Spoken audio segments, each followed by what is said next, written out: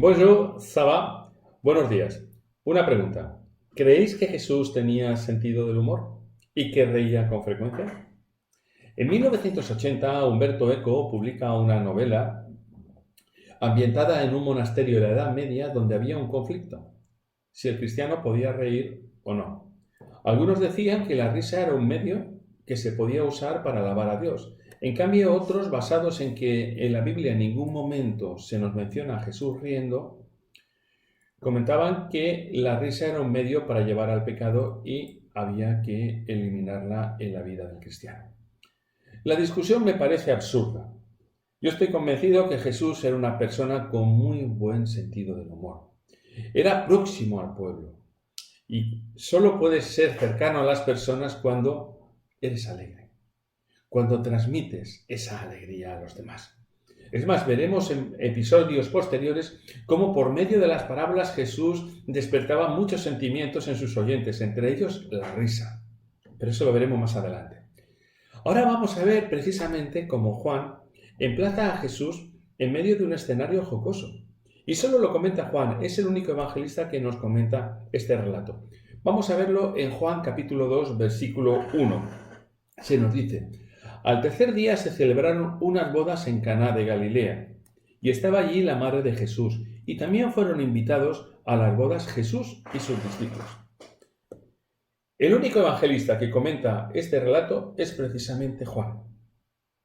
Es verdad que era de todos los otros tres el único que estaba presente. Pero Juan nos comenta además, cuando acaba su evangelio, que él escogió de la vida de Jesús todas aquellas cosas o todos aquellos hechos que nos llevan a creer en Jesús como Hijo de Dios. Y qué interesante es que el primer milagro que Juan menciona de Jesús es precisamente en medio de unas bodas, en medio de una actividad jocosa, en medio de una actividad de alegría, una actividad social. Esto me llama la atención porque para Juan debía haber un choque muy grande.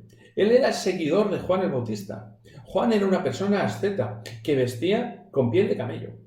Era una persona, además, que comía miel solo, que ayunaba continuamente, que vivía en el desierto. En cambio, Jesús es todo lo contrario. Jesús es una persona cercana al pueblo, que vive entre el pueblo, que inclusive participa en una fiesta. Y en una fiesta, los que hemos acudido a fiestas y más de bodas, hay alegría. En medio de una boda la gente ríe, la gente canta. Es un momento bonito, no es un momento para las personas hurañas. Y Jesús estuvo ahí y participó con el resto, porque Jesús era alegre. Y en medio de esta fiesta, que llama la atención a Juan, por esto lo pone aquí, se nos dice que ocurre algo, que faltó el vino. Entonces la madre de Jesús se acerca a Jesús y le dice: no tienen vino. ¿Hay un problema?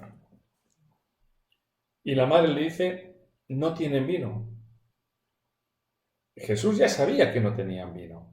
No tenía que comentárselo ni decírselo.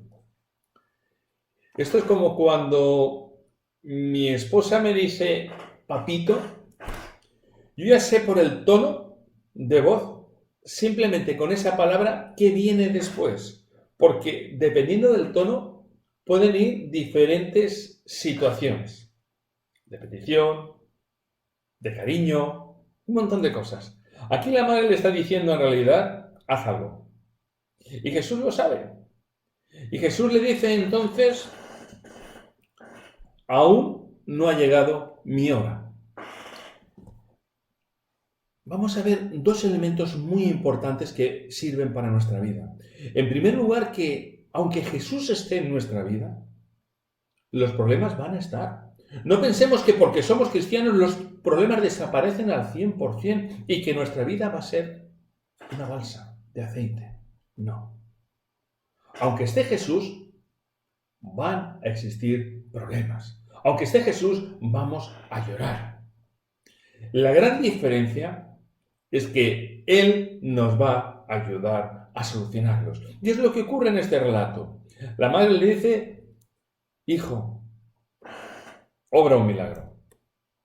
Pero también es interesante como Jesús le dice: aún no ha llegado mi tiempo.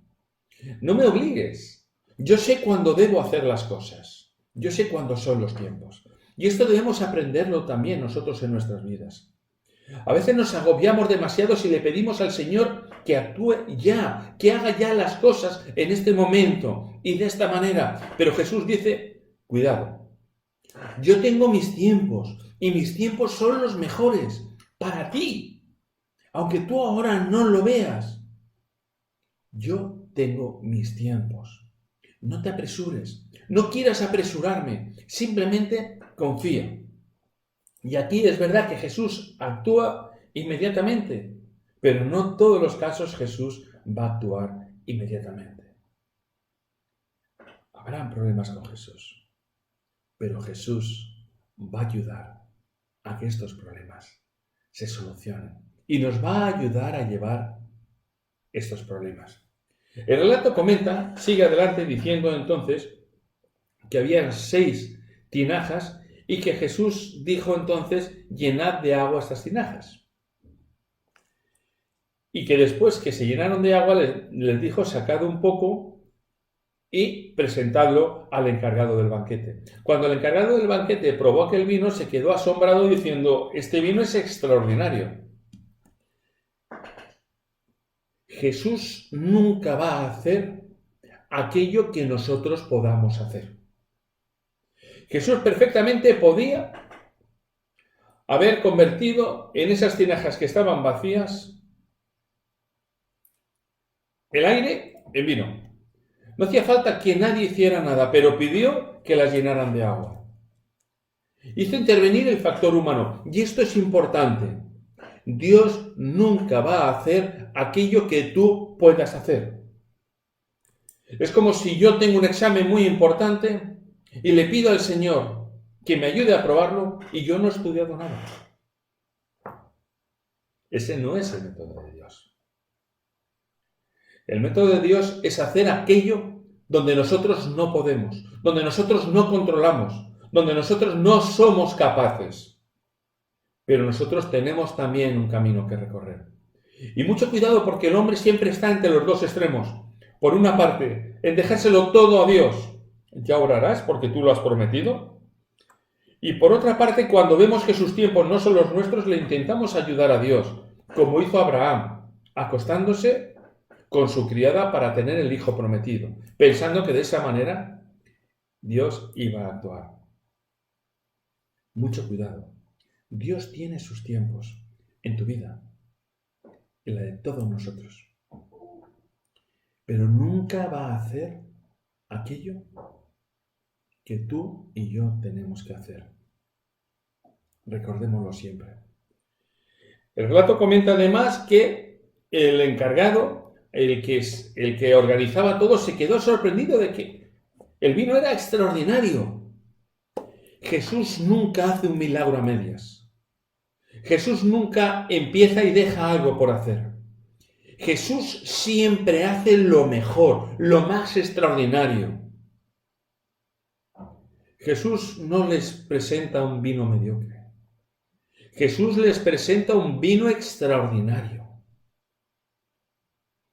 Y eso es lo que Jesús quiere hacer en tu vida.